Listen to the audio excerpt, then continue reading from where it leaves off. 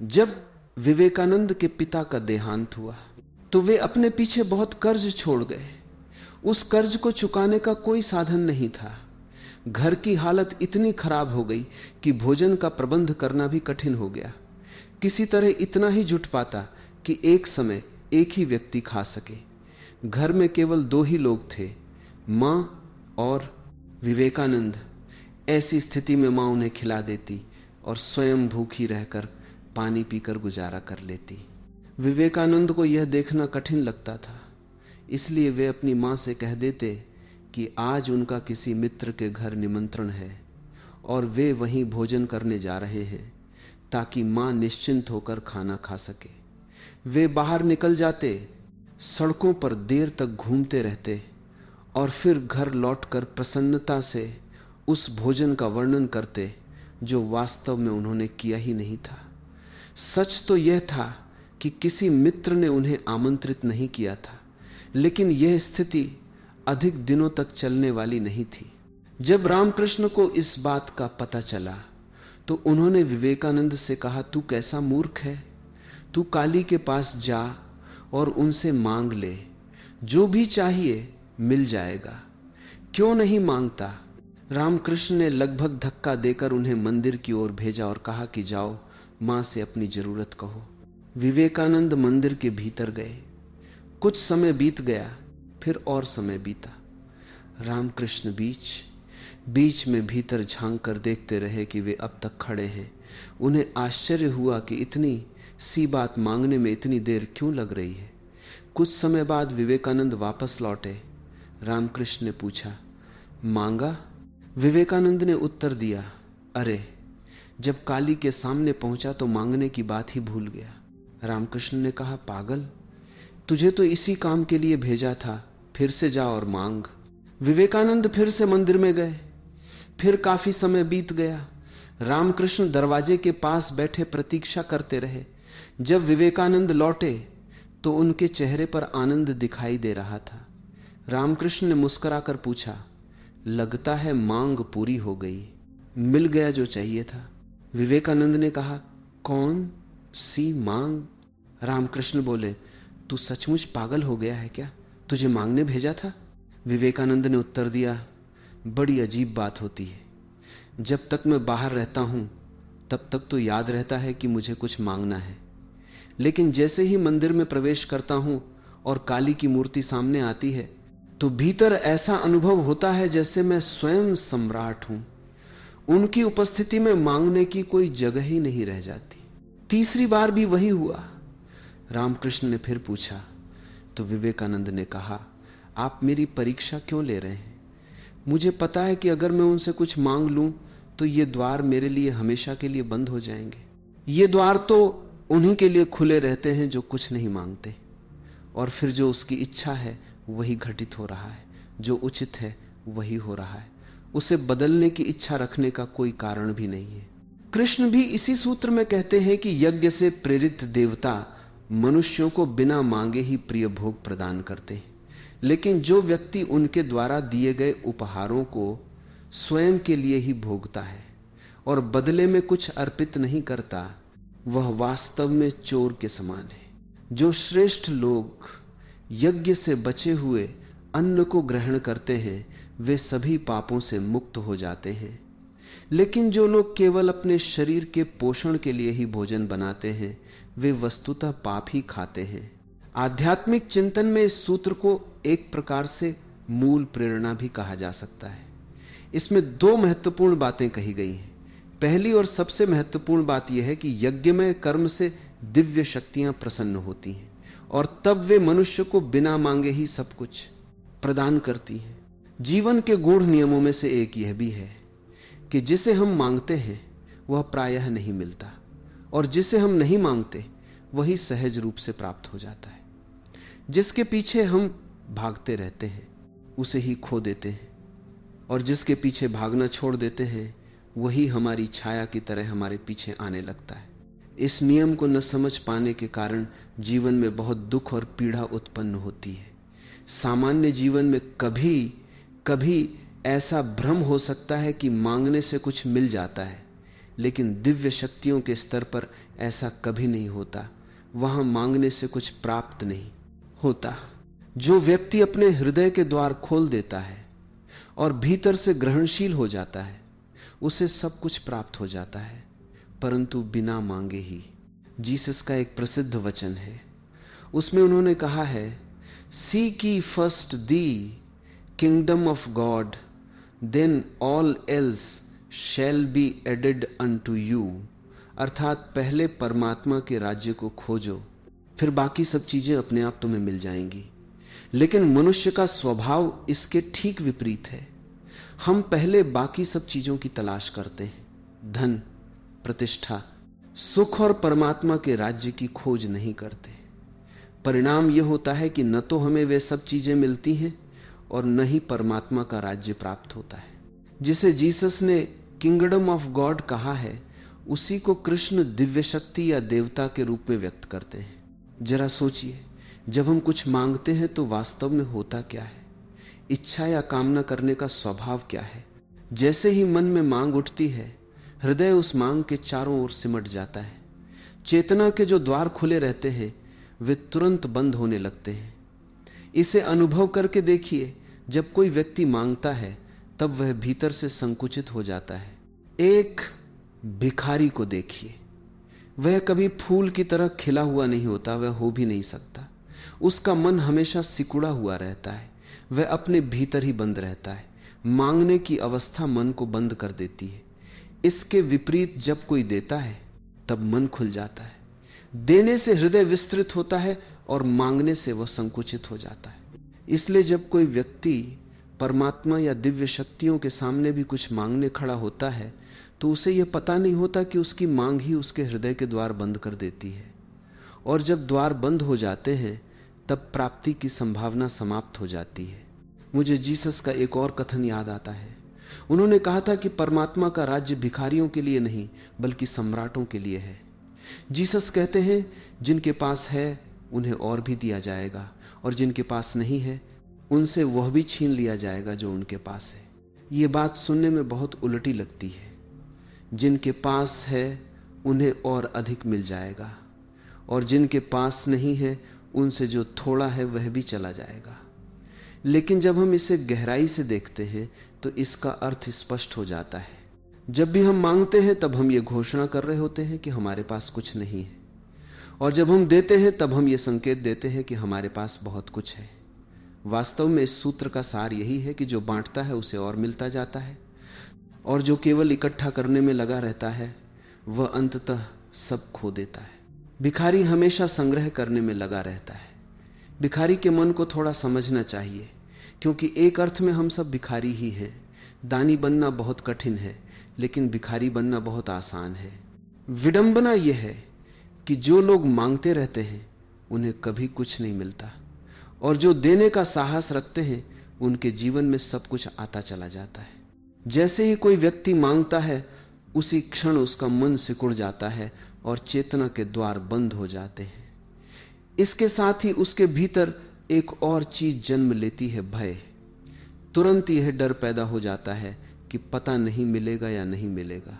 मांगने वाला व्यक्ति कभी भी निर्भय नहीं हो सकता। मांग के साथ हमेशा भय जुड़ा रहता है। जैसे ही मांग उठती है भय भी साथ खड़ा हो जाता है, और परमात्मा से वही जुड़ सकता है जो निर्भय है। जो भयभीत है वह उस जुड़ाव को अनुभव नहीं कर सकता। जब भी आप मांगते हैं उसी क्षण भीतर कंपन शुरू हो जाता है। मन में डर घर कर लेता है कि कहीं यह इच्छा पूरी होगी या नहीं। यही भय मन को और भी बंद कर देता है। यही भय मनुष्य और परमात्मा के बीच दूरी पैदा कर देता है। इसीलिए जो परमात्मा के पास मांगने जाता है वह अनजाने ही अपने हाथों से अपनी प्राप्ति का मार्ग बंद कर देता है। एक तीसरी बात भी ध्यान में रखनी चाहिए। जब भी हम कुछ मांगते हैं प्राय हम गलत ही मांगते हैं। सही मांग करना हमारे लिए संभव ही नहीं होता। कारण यह है कि हमें सही का वास्तविक ज्ञान ही नहीं है। हम सही इसलिए नहीं मांग सकते क्योंकि हम स्वयं अभी सही नहीं हैं।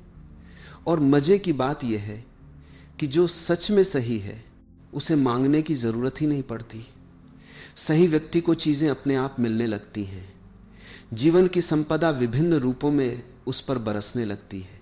जो व्यक्ति गलत है वही वंचित रह जाता है और वही मांगने में लगा रहता है, और उसकी मांग भी गलत ही होगी, क्योंकि गलत व्यक्ति सही चीज की मांग नहीं कर सकता। कृष्ण इस सूत्र में कहते हैं कि जो व्यक्ति जीवन को यज्ञ की भावना से जीता है, अर्थात बिना किसी मांग के कर्म करता है, उसे दिव्य शक्तियां अपने आप ही सब कुछ प्रदान कर देती हैं। लेकिन समस्या यह है कि हमें अपने ऊपर जरूरत से भी ज्यादा भरोसा होता है, और कई बार यह भरोसा खतरनाक रूप ले लेता है। या तो हम सब कुछ अपने प्रयास से ही प्राप्त करने की कोशिश करते हैं, जिससे हमारा कर्म यज्ञ भाव से दूर हो जाता है, या फिर हम मांगने लगते हैं कि हमें यह मिल जाए, वह मिल जाए। तब हमारी चेतना आकांक्षा से दूषित हो जाती है और दिव्य शक्तियों से हमारा संबंध टूटने लगता है। इसलिए यह बात ध्यान में रखनी चाहिए कि जो प्रार्थना मांग से जुड़ी हो वह वास्तव में प्रार्थना नहीं रहती। जिस प्रार्थना में जरा सी भी मांग छिपी हो वह अपनी पवित्रता खो देती है। सच्ची प्रार्थना वही है जिसमें कोई चाह या अपेक्षा नहीं होती, केवल कृतज्ञता होती है।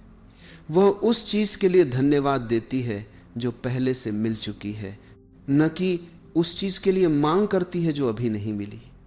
इसलिए सही प्रार्थना हमेशा धन्यवाद के रूप में प्रकट होती है, जबकि गलत प्रार्थना हमेशा मांग के रूप में सामने आती है। मंदिर में वही व्यक्ति सही अर्थों में प्रार्थना करने जाता है जो वहां धन्यवाद देने पहुंचता है कि परमात्मा ने जीवन में कितना कुछ दिया है, और वह व्यक्ति गलत है जो वहां यह शिकायत लेकर जाता है कि यह नहीं मिला, वो नहीं मिला, और यह भी मिलना चाहिए।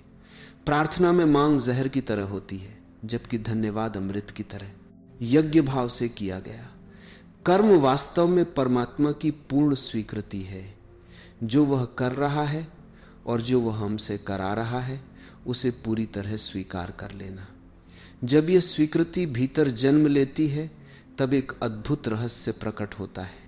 जीवन में सब कुछ मिलने लगता है। जीसस ने भी यही बात कही है, पहले परमात्मा के राज्य को खोजो, फिर बाकी सब अपने आप तुम्हें मिल जाएगा।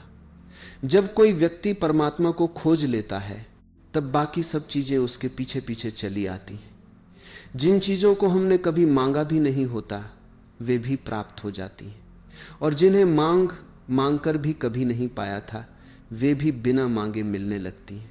इसलिए जब भी प्रार्थना करें, मंदिर में प्रवेश करें या किसी साधु संत के पास जाएं, तो यह बात हमेशा याद रखें। और एक बात और ध्यान में रखनी चाहिए, यदि कोई साधु संत यह प्रलोभन दे कि उसके पास आने से वह तुम्हें कुछ दे देगा, धन, नौकरी, स्वास्थ्य या कोई और लाभ, तो वहां जाने से बचना चाहिए। क्योंकि जहां इस प्रकार का लालच है वहां सच्ची प्रार्थना हो ही नहीं सकती। लेकिन चूंकि लोग मांगते हैं इसलिए ऐसे देने वाले साधु भी पैदा हो जाते हैं। लोगों की मांग के अनुसार ही वे अपनी वस्तुएं तैयार रखते हैं। कोई नौकरी चाहता है तो नौकरी दिलाने वाले साधु मौजूद हैं। कोई धन चाहता है तो धन देने का दावा करने वाले साधु मिल जाते हैं। कोई स्वास्थ्य चाहता है तो स्वास्थ्य देने वाले भी मिल जाते हैं। कोई राख चाहता है तो राख देने वाले मिल जाएंगे। कोई ताबीज चाहता है तो ताबीज देने वाले भी मौजूद हैं। मनुष्य जो जो मूर्खतापूर्ण चीजें मांगता है उनकी आपूर्ति करने के लिए भी कोई ना कोई तैयार हो जाता है। परमात्मा तो ये सब नहीं करता, लेकिन लोग अवश्य करने लगते हैं। फिर भी यह समझ लेना चाहिए कि वहां धर्म का फूल कभी नहीं खिल सकता। वहां से प्रार्थना हृदय की गहराइयों से नहीं उठेगी और न ही उसकी सच्ची गूंज होगी। वह केवल एक बाजार है और उसका संबंध भी बाजार से ही है। धर्म से उसका कोई लेना देना नहीं। ये इस सूत्र का पहला पक्ष है। दूसरा पक्ष इससे भी अधिक गहरा है। कृष्ण कहते हैं कि यज्ञ भाव से किए गए कर्म से जो भी प्राप्त हो उसे अकेले मत भोगो, उसे दूसरों के साथ बांटो, उसमें दूसरों को भी सहभागी बनाओ। क्योंकि जीवन का एक गहरा नियम है, जब हम अपने आनंद को बांटते हैं तो वह बढ़ता जाता है, और जब हम उसे रोककर अपने भीतर कैद कर लेते हैं तो वह सड़ने लगता है। जितना अधिक हम अपने आनंद में दूसरों को शामिल करते हैं उतना ही वह कई गुना होकर फैलता जाता है। लेकिन जब हम कंजूस की तरह उसे तिजोरी में बंद कर लेते हैं तो अंत में वहां केवल सड़ांध रह जाती है और आनंद समाप्त हो जाता है। आनंद का स्वभाव विस्तार है, फैलाव है। यह भी ध्यान देने योग्य है कि जब मनुष्य दुखी होता है तो वह सिकुड़ जाता है। दुख के क्षणों में वह चाहता है कि किसी कोने में जाकर अकेला बैठ जाए, न कोई मिले न कोई बात करे। जब दुख बहुत गहरा होता है तो मनुष्य को मृत्यु की इच्छा भी होने लगती है। इसका अर्थ यही है कि वह जीवन के सारे संबंधों से दूर किसी अंधेरे कोने में खो जाना चाहता है। लेकिन जब मनुष्य आनंद में होता है तब उसका स्वभाव बिल्कुल अलग होता है। तब वह अकेले नहीं रहना चाहता। वह चाहता है कि अपने मित्रों और प्रियजनों के पास जाए, उनके साथ अपने आनंद को साझा करे। क्या आपने कभी इस बात पर ध्यान दिया है कि जब बुद्ध दुख और खोज की अवस्था में थे तब वे जंगलों में चले गए थे, लेकिन जब उनके भीतर आनंद का उदय हुआ तब वे फिर से नगरों में लौट आए। महावीर भी जब तक आंतरिक पीड़ा और खोज में थे तब तक पहाड़ों और एकांत में रहे, लेकिन जब जीवन आनंद से भर गया तब वे भी लोगों के बीच वापस आए। मोहम्मद के जीवन में भी यही हुआ। जब भीतर संघर्ष और प्रश्न थे तब वे पहाड़ों की शरण में गए, और जब हृदय आनंद और प्रकाश से भर गया तब वे फिर जीवन की हलचल, लोगों और बाजार के बीच लौट आए। जहां भी सच्चा आनंद उत्पन्न होता है वहां उसे साझा करना ही पड़ता है। जैसे बादल जब जल से भर जाते हैं तो बरसने लगते हैं, उसी प्रकार जब मनुष्य के भीतर आनंद भर जाता है तो वह भी बरसने लगता है। उसका स्वभाव ही बरसना है। यदि वह बरसे नहीं तो वही आनंद भीतर रोग बन सकता है। इसीलिए कृष्ण दूसरा सूत्र देते हैं। वे अर्जुन से कहते हैं, जब यज्ञ भाव से किए गए कर्मों के कारण दिव्य शक्तियां वह सब देने लगे जिसकी प्यास तुम्हारे प्राणों में लंबे समय से थी, जिसे तुमने कभी चाहा पर पाया नहीं, और अब वह बिना मांगे मिलने लगे, तब कंजूस मत बन जाना। उसे अपने पास रोक कर मत बैठ जाना, बल्कि उसे दूसरों के साथ बांट देना, क्योंकि जितना अधिक तुम उसे बांटोगे उतना ही वह बढ़ता चला जाएगा। आनंद का यही नियम है कि वह बांटने से बढ़ता है। कबीर ने भी कहा है, दोनों हाथ उलीचिए, अर्थात आनंद को ऐसे लुटाना चाहिए जैसे कोई नाव चलाते समय नाव में भरते पानी को दोनों हाथों से बाहर फेंकता है। आनंद को भी इसी प्रकार बहने देना चाहिए। उसे रोक कर मत रखो। यदि उसे रोक लिया तो वह सड़ने लगेगा, और केवल वही नहीं सड़ेगा बल्कि वह द्वार भी बंद हो जाएगा जिससे बिना मांगे वह आनंद तुम्हें मिल रहा था। क्योंकि वह द्वार केवल उसी के लिए खुला रहता है जो स्वयं भी बिना अपेक्षा के देता रहता है। जरा एक साधारण उदाहरण से इसे समझो। यदि किसी घर में 2 खिड़कियां हों तो केवल एक खिड़की खोल देने से कोई लाभ नहीं होता। कमरे में हवा तभी आती है जब दोनों खिड़कियां खुली हों, एक से हवा भीतर आए और दूसरी से बाहर जाए। इसे क्रॉस वेंटिलेशन कहते हैं। यदि केवल एक खिड़की खुली हो और दूसरी बंद हो तो हवा कमरे में प्रवेश नहीं कर पाएगी। खिड़की खुली होने के बावजूद ताजी हवा कमरे में नहीं भर पाएगी, क्योंकि उसके निकलने का रास्ता नहीं है। इसलिए जब हम हवा को भीतर आने देना चाहते हैं तो उस रास्ते को भी खोलना पड़ता है जिससे वह बाहर जा सके। आनंद का नियम भी कुछ ऐसा ही है। एक ओर से परमात्मा की ओर से आनंद मिलने लगता है और दूसरी ओर से उसे दूसरों में बांट देना चाहिए। जितना अधिक तुम उसे बांटोगे उतना ही अधिक परमात्मा की ओर से वह बढ़ता चला जाएगा। जितने अधिक तुम भीतर से खाली और रिक्त हो जाओगे उतना ही अधिक तुम्हें भर दिया जाएगा। इसीलिए जीसस कहते हैं कि जिसमें देने का साहस नहीं है वह पाने के योग्य भी नहीं है, और जो देने का साहस रखता है वही पाने का पात्र बनता है। लेकिन हमारी प्रवृत्ति इसके विपरीत है। हम केवल पाना चाहते हैं और देना नहीं चाहते। इसी कारण कृष्ण ऐसे व्यक्ति को चोर कहते हैं। कृष्ण का यह कथन बहुत गहरा है कि वह मनुष्य चोर है जो जीवन जगत और परमात्मा से जो कुछ भी प्राप्त करता है उसे केवल अपने लिए रोक कर रख लेता है। जो कुछ भी मिलता है उसे अपने अहंकार के चारों ओर जमा कर लेता है और दूसरों के साथ साझा नहीं करता, वह वास्तव में चोरी कर रहा है। प्रूधो ने बहुत बाद में कहा कि मनुष्य चोर है, मार्क्स ने भी बाद में कहा कि मनुष्य चोर है, लेकिन कृष्ण ने बहुत पहले ही यह बात कह दी थी कि यदि मनुष्य बांटना नहीं जानता, यदि वह अपने आनंद में दूसरों को सहभागी नहीं बनाता, तो वह चोर ही है। लेकिन जब कृष्ण मनुष्यों को चोर कहते हैं तो उनके कहने का आशय बिल्कुल अलग होता है, और जब मार्क्स या प्रूधो मनुष्य को चोर कहते हैं तो उनका अर्थ कुछ और होता है। मार्क्स और प्रूधो के अनुसार जब वे कहते हैं कि लोग चोर हैं, तो उनका संकेत यह होता है कि जिनके पास संपत्ति है उनसे वह छीन ली जाए, उन्हें दबाया जाए, और जो कुछ उनके पास है उसे सब में बांट दिया जाए। लेकिन कृष्ण का आशय ऐसा नहीं है। वे यह नहीं कहते कि किसी की गर्दन दबाकर उससे छीन लिया जाए। कृष्ण का कहना कुछ और है। वे कहते हैं कि मनुष्य स्वयं ही अपने लिए बाधा बन जाता है।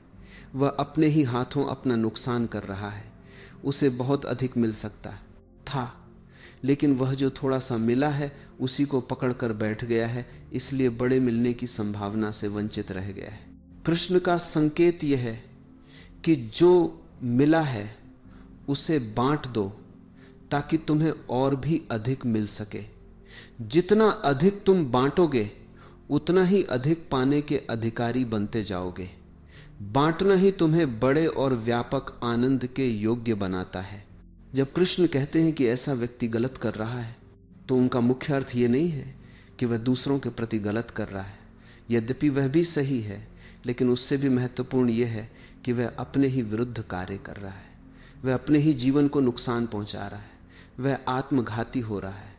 मान लो किसी व्यक्ति के घर में सूर्य की एक किरण प्रवेश कर गई। उसने डर के मारे तुरंत दरवाजा बंद कर लिया कि कहीं यह किरण पड़ोसी के घर न चली जाए, लेकिन उसे यह समझ नहीं कि दरवाजा बंद करते ही वह किरण भी समाप्त हो गई, और जिस द्वार से वह भीतर आई थी वह मार्ग भी बंद हो गया। अब न तो वह किरण रह सकेगी और न ही दूसरी किरणें भीतर आ पाएंगी। किरणों का स्वभाव है कि वे आती रहें, तभी प्रकाश बना रहता है। यदि उनका प्रवाह रुक जाए तो प्रकाश भी समाप्त हो जाता है। इसी तरह यह भी समझ लेना चाहिए कि आनंद कोई स्थिर वस्तु नहीं है जिसे एक बार पा लिया और वह सदा के लिए मिल गया। आनंद का स्वभाव प्रवाह है। वह एक धारा की तरह है जो निरंतर बहती रहे तो ही जीवित रहती है। जैसे गंगा नदी को देखिए, ऐसा नहीं है कि एक बार गंगा आ गई और बस आ गई। गंगा इसलिए गंगा है क्योंकि वह निरंतर बहती रहती है। यदि एक दिन गंगा का जल आकर रुक जाए और फिर आगे न बढ़े तो वह नदी नहीं रह जाएगी, वह एक गंदा तालाब बन जाएगी।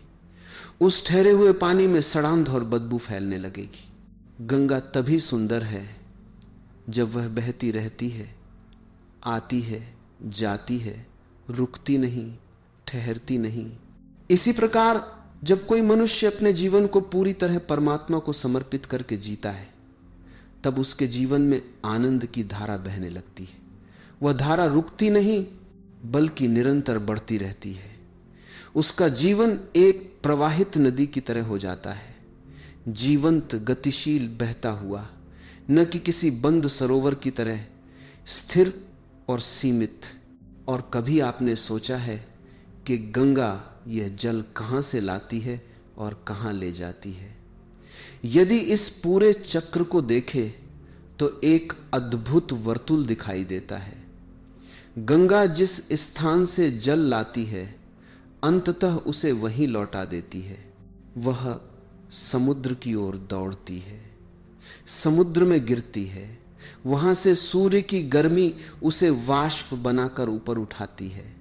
वह बादलों में बदलती है, फिर हिमालय पर वर्षा बनकर गिरती है, और फिर वही जल नदी बनकर मैदानों से होता हुआ फिर समुद्र की ओर लौट जाता है। यह एक पूर्ण चक्र है, एक सतत परिक्रमा। जीवन की लगभग सभी गतियां इसी प्रकार वृत्ताकार होती हैं। आनंद की गति भी ऐसी ही है। वह परमात्मा से आता है और अंततः उसी में वापस चला जाता है। जब वह तुम्हारे भीतर आता है तो उसे अपने आसपास फैले परमात्मा के ही विभिन्न रूपों में बांट देना चाहिए।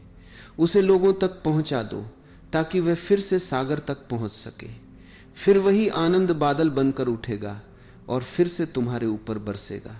लेकिन यदि तुम सोचो कि इसे रोक लो, कहीं ऐसा न हो कि यह चला जाए और फिर वापस न आए, तो उसी क्षण तुम उसे रोक देते हो और उसी रोकने की प्रवृत्ति से मनुष्य चोर बन जाता है।